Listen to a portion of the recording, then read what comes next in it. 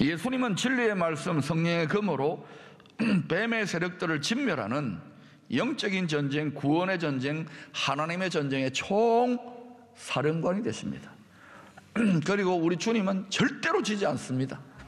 전쟁에 능하신 하나님, 어느 정도는 전쟁에 전능하신 하나님이라는 거예요. 국지전으로 개인적으로 교회나 나라가 이렇게 막 엉망진창이 되고 지는 것 같지만 전체 우주적인 구속과 회복의 전쟁에서는 절대로 지지 않습니다. 우리 주님은.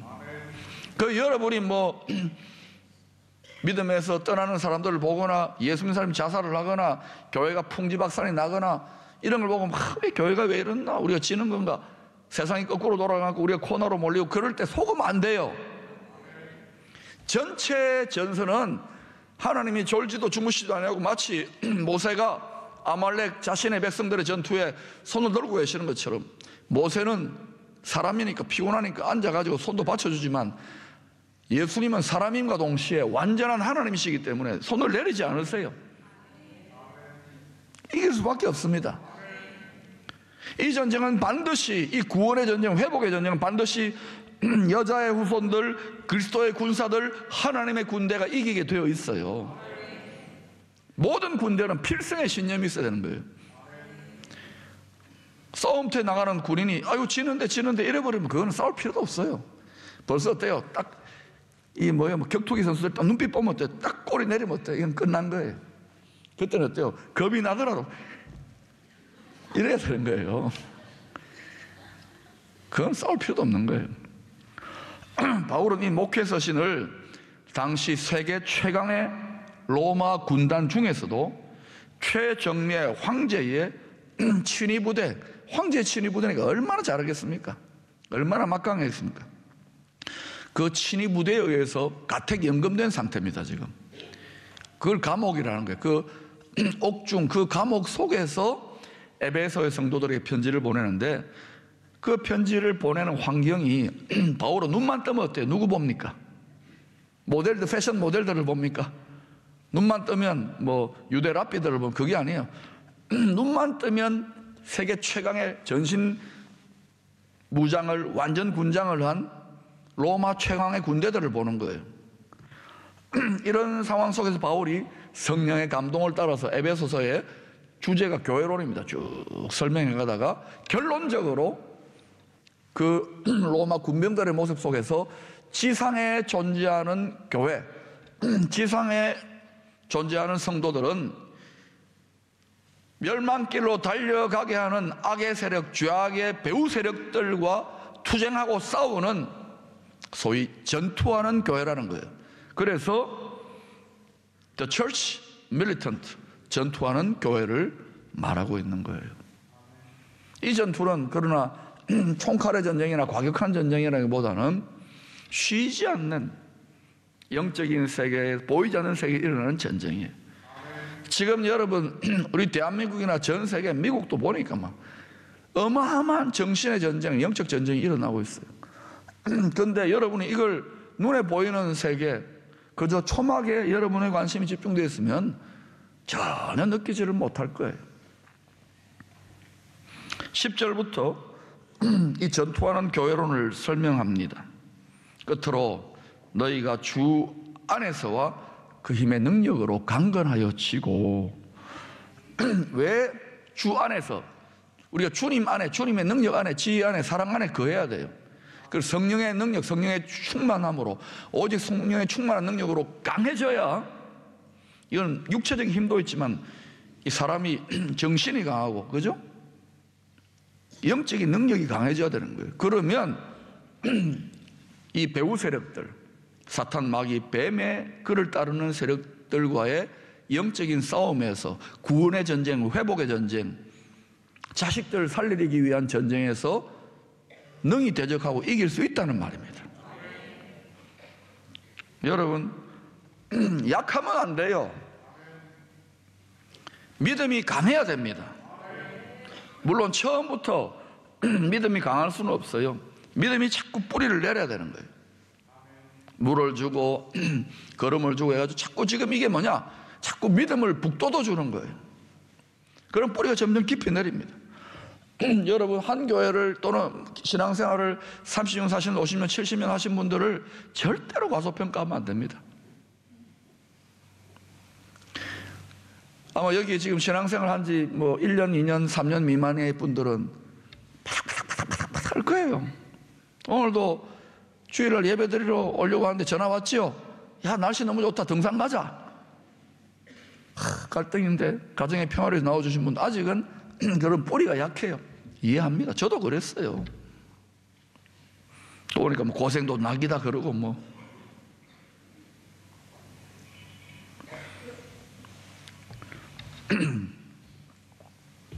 군인은 강합니다. 약해지면 안 돼요. 저는 여러분 죄송하지만 가정적인 개념으로 여러분을 가정교회처럼 이렇게 또 이 병원 개념으로 환자들을 돌봐가지고 이렇게 의사들만 의존하는 그런, 그리고 가정에서 난 부모고 너는 어린아이다 이렇게 여러분을 목양하기 원치 않는 거예요. 왜냐하면 지금 이 시대는 어둠과 죄의 배후 세력과 싸워야 되기 때문에. 그래서 여러분을 강하게 좀 이렇게 세워가겠습니다. 제 마음은 훨씬 더 강하게 밀어붙이고 싶지만 그렇게 하면 다 도망가지 않겠습니까? 그래서 이 정도 하는 거예요. 군인의 특징은 강인함입니다. 해병대, 아마 옛날에 왕년에 우리 해병대 1기 어르신도 계십니다. 우리 교회 왕년에 해병대 했던 분들이 요즘 이렇게 군인들 보면 어때요? 요즘 해병대 열심히 하겠지만도 그래도 강하다지만 그래 요즘 뭐 언제 그런 말씀, 야 포실합다 포실합다 그런 말씀을 하시더라고요. 포실합다는 말이 뭔지 나중에 폭력해 주세요 저한테. 군인의 특징은 강인함이요 용기요 명령에 살고 명령에 죽는 겁니다. 그런 기준에서 이 시대 전 세계 교회와 또 상대적인 풍요에 익숙해져 있고 축복에 길들여져 있는 우리 한국 교회 또 기쁨의 교회는 어떠하냐 이거예요. 이거 얼마나 강합니까? 얼마나 끈질깁니까? 얼마나 쉽게 우리는 포기하는지 용기가 있습니까? 하나님의 말씀의 명령에 죽고 명령에 삽니까? 그러니까 우리가 이 전투하는 교회, 거기에 속한, 거기에 입대한 그리스도의 군사라고 하는 정체성을 우리가 갖기 싫은 거예요. 왜? 군인들은 늘 긴장해 있고 훈련하고, 군인은 날마다 훈련합니다. 총 닦고 훈련하고. 근데 이 정체성은 갖기를 싫어해요. 그러니까 수많은 교회들이 있지만은 그렇게 훈련되어진 교회가 드문 거예요. 거꾸로 제가 보는 요즘 아주 독종인 이단들은요, 막 한겨울에도 막 전국에 다 모여라니까 순식간에 모여는 막 기저귀 차고 모이는 거예요. 왜? 화장실 갈 시간이 없다는 거예요. 아, 나 그 소리 듣고요. 야, 우리 큰일 났다. 그들은 소수지만은 여러분 1대1로 우리가 그런 분들과 미혹당한 분들과 싸워서 이기겠습니까? 우리는 편안하기를 원하는데 명이 안 서는 거예요. 명이. 제가 말씀드리잖아요. 이런 초막절 축제도 축제지만 군함 위에, 항공모함 위에서 행하는 축제라는 거예요. 구속의 전쟁, 회복의 전쟁, 택한 자식을 건지기 위한 전쟁으로서의 그런 개념이라고요. 그래서 서리발처럼 깨어 기도해야 된다는 거예요. 그런데도 여러분이 죄송합니다. 일주일에 한 번 교회 와서 예배 드려 주는 것만도 힘들다. 그러면 그분은 물론 군대에 입대한 거지만 전투하는 교회 속에 공동체에 있지만 사실 어때요? 싸우지 않는 군인은 군인이 아닌 거예요. 우리는 예수 복음의 영토, 천국의 영토를 확장해가는 왕같은 제사장 그리스도의 강한 군사들이라는 사실을 한시도 잊지 마시기를 바랍니다. 오늘날 한류의 문화 영토가 확장된다. 꼭 물리적으로 영토를 지배한다 이런 게 아니라 복음의 영토, 그리스도의 통치의 영토가 이 한반도 가운데 우리를 통해 얼마나 펼쳐지고 있느냐 말입니다. 점점 우리가 영토를 뺏기고 있는 거 아닙니까? 분발해야 되는 거 아니에요? 우리가 이렇게 편안한 시대를 보내고 우리 편안하게 살면 어떻게 될 것 같아요? 20년, 30년, 50년 뒤에 어떤 일이 날 것 같아요? 우리 앞선 시대를 보잖아요. 이제는 모든 것이 빨리빨리 진행됩니다. 한순간에 어마어마한 부흥이 일어나는 것도 한순간에 일어나고요, 확 하고 몰락하는 것도 한순간에 일어납니다. 옛날에 교회는 천천히 수백 년, 수세기에 걸쳐서 수세대를 치는데 이제 그렇지 않더라고요. 우간다가 어떤 하나님의 네 하나만 바로 서면은 변화될 수 있다라는 이 비전에 사로잡힌 한 목회자 지난 한 20, 30년 동안에 완전히 나라가 달라져 버렸어요. 복음적인 나라. 대만은 지난 4년 만에 2%에서 8%가 증가합니다. 지금 한국교회 어떻습니까? 기쁨에 전진하고 있습니까? 편안하기를 원하고 전투하는 교회로서의 바울이 결론적으로 내려놓은 교회론적인 모습에 대해서 편안한 시대에 왜 이렇게?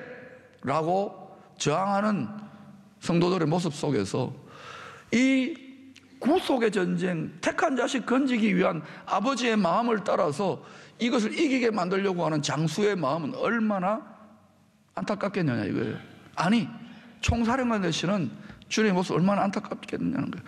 그래서 어느 한 사람, 한 기준, 한 교회가 크고 작고가 중요한 게 아니에요. 새로운 스탠다드가 필요해야 된다고요.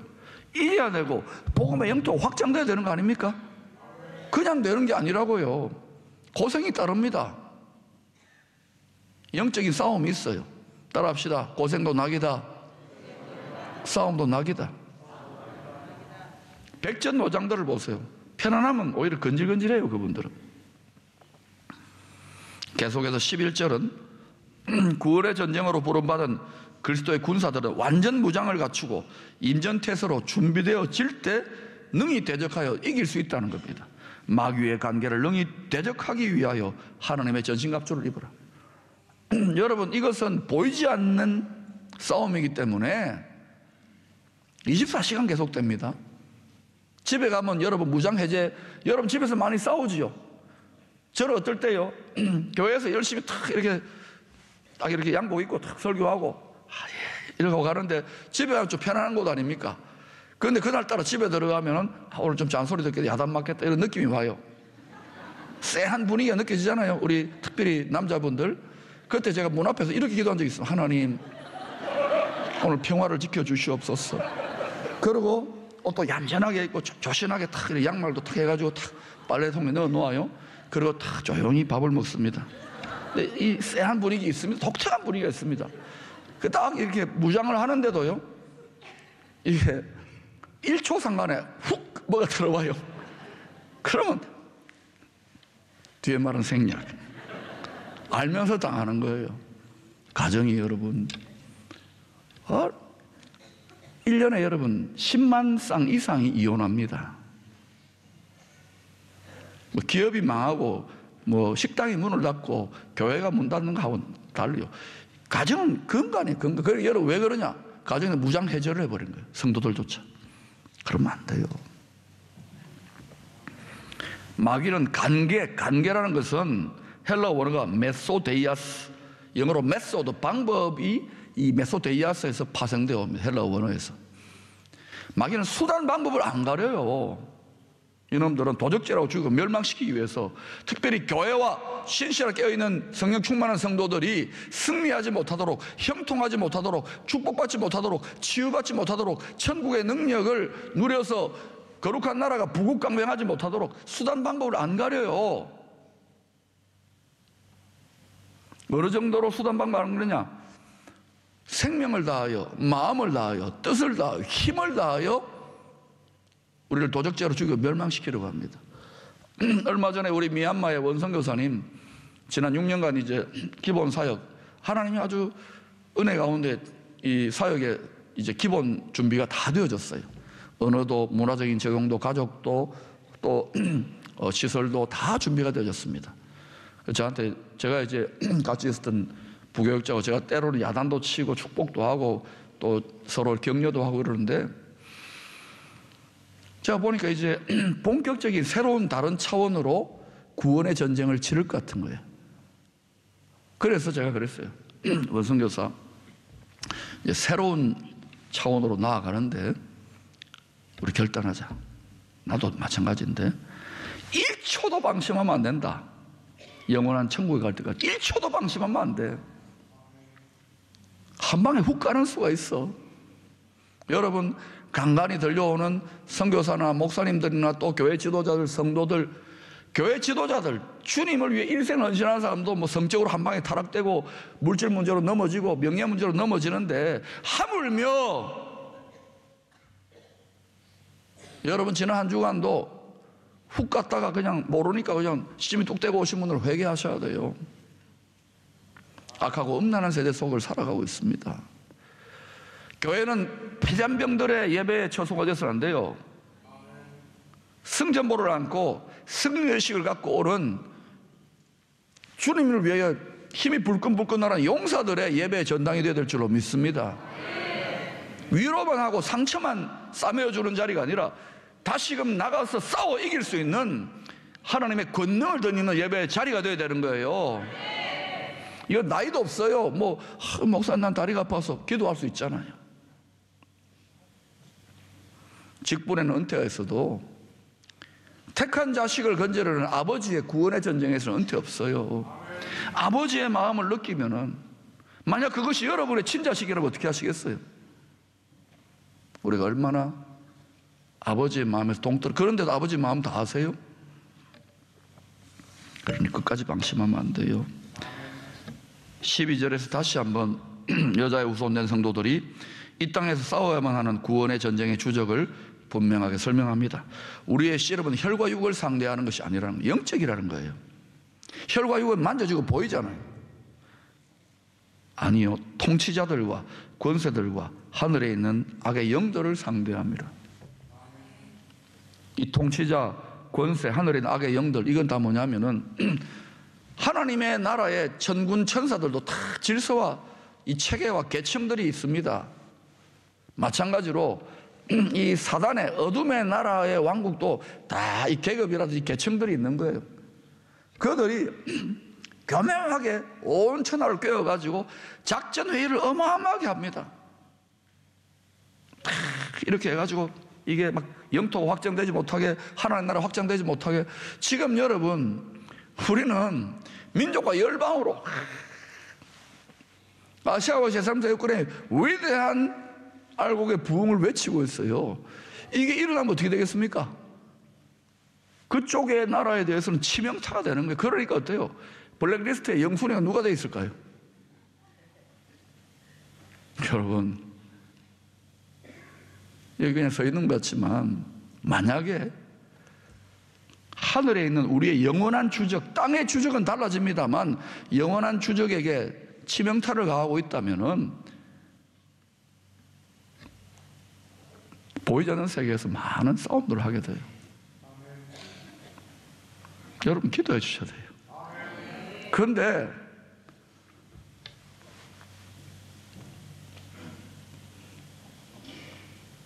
조명빨 받고 앞에 서 있으니까 좋아 보이죠?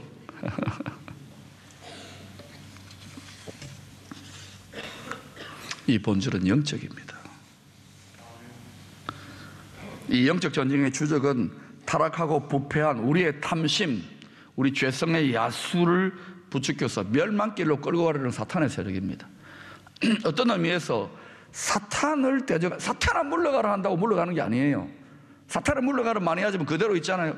사탄에게 협조하는 우리 내면에 야수가 있어요. 죄성이 있다고요. 탐심이 있어요. 이거를 죽여야 되는 거예요.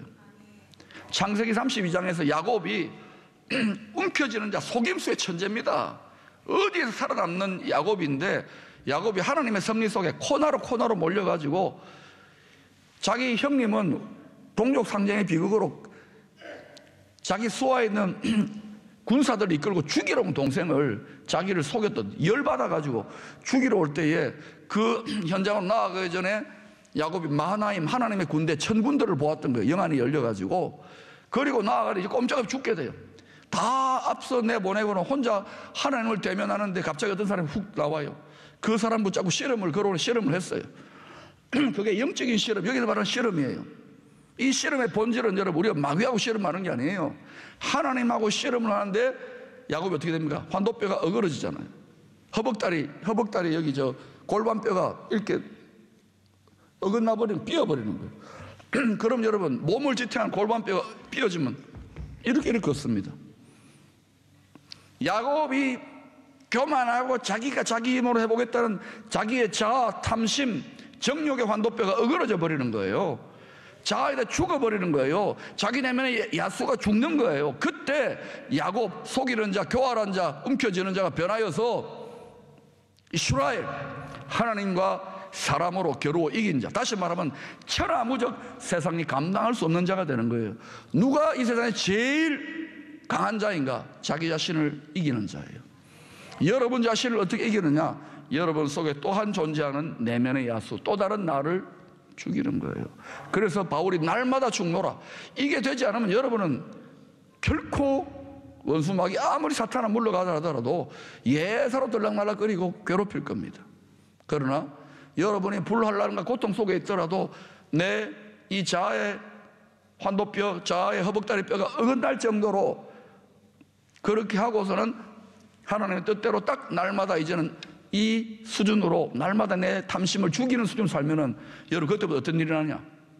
그 완전히 모든 것이 다 깨어지고 망가진 것 같지만 거기에서부터 위대한 승리가 시작되는 거예요. 우리는 영적인 이스라엘입니다. 하나님의 백성들이 진심으로 마귀가 상관할 수 없이 완전 무장을 하고 우리의 탐심을 죽여버리는 상태가 되면은 천하가, 사단도 천하무적이 되는 거예요. 그게 이스라엘, 영적 이스라엘인 거예요. 그런 하나님의 수준에 온전하게 그리스도 분량에 충만한 자가 얼마나 될 것 같습니까? 아버지는 우리 모두 다 그렇게 되어서 위대한 승리를 거두기를 원하신답니다. 여러분, 땅의 주적은 늘 달라져, 역사와 시간과 때를 따라. 그러나 하늘에 있는 영적인 주적은 변함이 없습니다. 이놈은 영원토록 회개 안 해요. 그래서 영원한 격리의 심판을 해야 되는 거예요.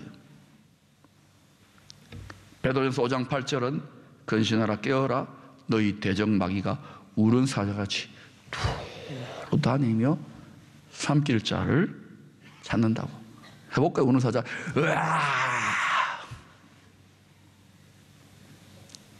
야수가 있는 거예요. 우리가 보이죠, 이 세계 속에는. 방심하고 예수 교회 왔다고 낭만적으로 왔다 갔다 하다가는 여러분, 그러니 더욱더 때가 악할 때에 여러분 자신과 여러분 가정과 도시와 나라를 지킬 수 있기를 축원합니다. 진리의 검, 성령의 검을 말씀의 검으로 무장하여 전신갑주를 입고 싸워 승리하십시오. 20세기 위대한 기독지성 C.S. 루이스가 이런 말을 했습니다. 마귀가 가장 잘 조종하는 사람, 마귀가 마음대로 이용하는 사람은 마귀의 존재, 귀신의 존재, 사탄의 존재, 옛뱀의 존재, 큰 용의 존재를 인정하지 않는 사람이다. 심지어 세계적인 신학자도 이건 신화요, 허구다. 그야말로 이적 행위지요. 사랑하는 여러분, 넉넉히 이길 수 있습니다. 하나님의 능력으로 강하여지고 전신갑주를 입으면 넉넉히 이길 수 있습니다. 이름 그대로 영적인 이스라엘, 하나님도 아버지 마음 품으면 자식 못 이겨요. 동시에 사탄 마귀도 이 세상에 누구도 이길 수 없는 강력한 영적 이스라엘들로, 그리스도의 군사들로 일어나게 되기를 축원합니다.